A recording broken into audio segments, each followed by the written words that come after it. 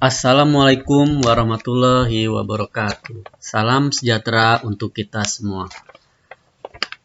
Untuk pertemuan pertama ini, kita pembahasannya tentang slide isi dari RPS Kurikulum Pendidikan. Slide secara singkat ya dibuatkan agar kita bisa memahami apa itu kurikulum. Oke.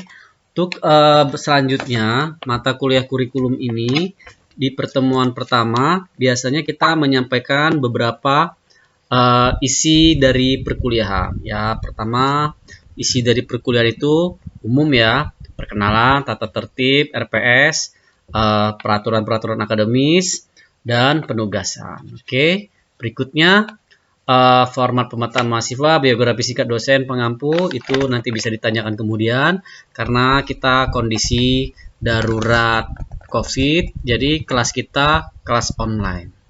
Untuk berikutnya pembahasan apa itu kurikulum, mengapa mahasiswa perlu memahami kurikulum, apa yang diharapkan dari mata kuliah ini ke depannya.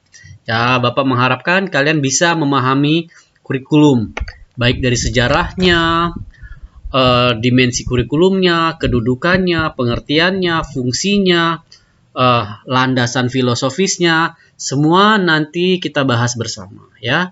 Oke, untuk di awal-awal ini perhatikan saja dulu dari slide yang Bapak tayangkan. Untuk isi semua dari perkuliahan nanti Bapak rangkum dalam bentuk RPS dan nanti Bapak kirimkan melalui WA Group ya. Berikutnya sistem pembelajaran tentang kurikulum itu isinya apa saja, ada standar isi, ada standar kompetensi, pokok sub, standar materi, dan lain-lain yang diajarkan oleh guru. Berikutnya masih sama tentang SOP kurikulum, materi, dan panduan. Berikutnya lagi indikator, sini bisa dibaca sampai ke pengetahuan mata kuliah yang dipelajari. Oke. Nah, ada pertanyaan di sini, apa itu kurikulum pendidikan? Banyak istilah tentang kurikulum. Pada intinya, kurikulum itu dari bahasa asing ya. Curriculum tulisannya ya. Nanti bisa dilihat di Wikipedia atau browsing tentang kurikulum itu apa. Pada intinya, kurikulum itu sasaran atau tujuan yang akan dicapai. Secara garis besar, kurikulum itu artinya panduan ya. Di sini sudah dijelaskan, kurikulum itu landasan dalam proses pelajaran, kerangka dasar panduan sistem pendidikan, isi dari pemateri segala macam, dan bahan ajar. Oke, berikutnya tahu tentang kurikulum, sudah kita bahas secara singkat, aturan sistematis, kurikulum yang cocok, guru profesional, dan landasan prinsip kurikulum. Berikutnya, ini mahasiswa belajar ada pedomannya karena calon guru harus memahami supaya dapat menerapkan dalam pengajaran. Oke, pedoman pembelajaran itu intinya ada di RPP kalau guru, RPP dan silabus. Nah, dari guru TK, SD, SMP, SMA sebelum mengajar harus punya RPP dan silabus. Tentunya itu yang menentukan siapa? Kurikulum. Nah, kalau di sekolah itu ada kurikulum yang membuat jadwal segala macam perjalanan selama 1 tahun di sekolah tersebut diatur oleh kurikulum dan staf-stafnya.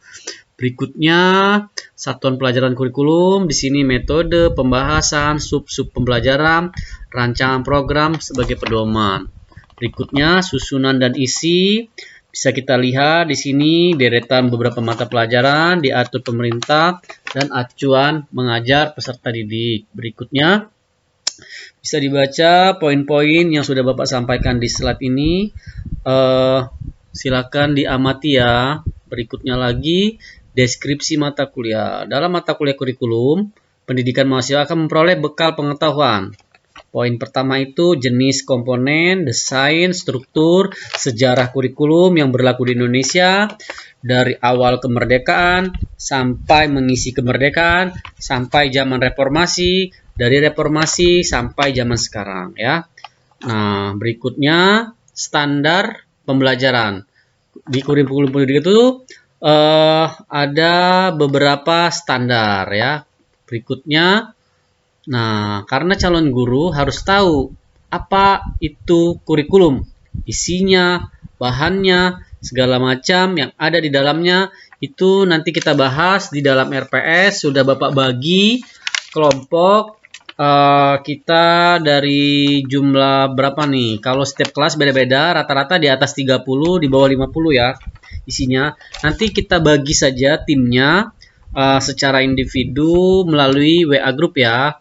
Nah, berikutnya setelah belajar materi mata kuliah kurikulum pendidikan, apa yang didapat mahasiswa? Ya, harapan dari belajar materi kurikulum pendidikan, mahasiswa bisa memahami, menerapkan, mengerti apa itu kurikulum, dan meningkatkan mutu pendidikan setelah belajar kurikulum. Oke, berikutnya manfaatnya sudah kita bahas di sini. Sumber belajar, peserta didik supaya mengetahui, fokus dari perhatian. Berikutnya ini aturan-aturan pembagian kelompok secara teknis. Nanti kita atur satu kelompok itu bisa 4 atau 5 atau 6 orang ya. Berikutnya arahan teknisnya dan tujuan. Tujuan setelah mengikuti mata kuliah ini, mahasiswa diharapkan dapat memahami konsep, menyusun, mengembangkan, mengimplementasikan kurikulum di tingkat satuan-satuan pendidikan. Untuk lulusan S1 Pendidikan Ekonomi, itu harapan kalian bisa mengajar di SMP atau SMA ya, atau yang sederajat. Andai ngajar di SD bisa. Tapi nanti penyesuaian lagi kalau ngajar di SD, karena S1 Ekonomi ini disiapkan untuk ngajar SMP dan SMA. Berikutnya, materi yang dibahas itu lengkap ya, ada di RPS, nanti Bapak lampirkan di WA group. Lalu strategi perkuliahan. Strategi perkuliahan kita melalui online dan WA group atau nanti Google Meet ya. Untuk absen bisa melalui LMS yang sudah ditentukan oleh kampus kita. Penugasan diskusi nanti kita bisa atur, laporan hasil bisa kita kondisikan. Berikutnya skala penilaian nanti di silabus Bapak bagikan juga. Penugasan bisa dibaca di sini, nanti kita kompromikan penugasan-penugasan berikutnya apa saja. Penutup sepertinya sudah selesai pembahasan kita. Untuk penugasan nanti kita kompromikan, kondisikan dulu karena sekarang lagi keadaan pandemi, jadi cukup penugasan itu online saja ya. Sekian, terima kasih untuk penyampaian materi secara ringkas ini. Wassalamualaikum warahmatullahi wabarakatuh. Terima